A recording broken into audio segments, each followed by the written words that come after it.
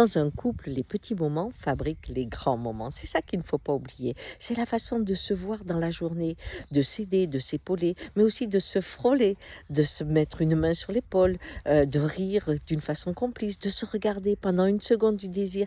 Tous ces petits moments vont amener le moment beaucoup plus intense quand l'intimité du couple se retrouve souvent le soir.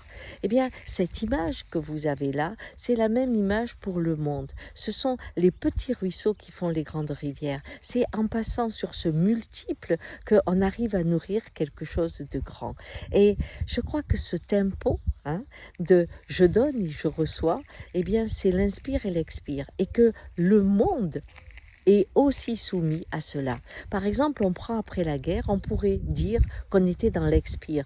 Après que la guerre a tout pris, tout centralisé, tout mis au service de la guerre, on arrive dans un moment où il faut souffler. Et là, on donne des lois sociales, on crée des trains qui vont dans toutes les gares. Mon Dieu, si on les avait gardés. Bref, on crée tout ça. C'est l'époque où on donne parce qu'on est dans l'expire. Et puis arrive le moment où l'inspire revient.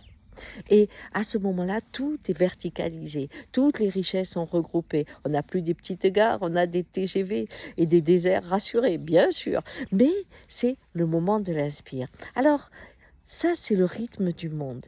Il faut savoir que quand vous vous inspirez de trop, à un moment, vous vous étouffez.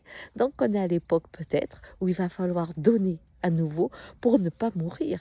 Parce que si je vais au bout de l'inspire, je meurs. Si je vais au bout de l'expire, je meurs. C'est là où on retrouve le tempo de la vie qui demande d'éviter les excès. Un temps pour donner et un temps pour recevoir. Allez, bonne journée.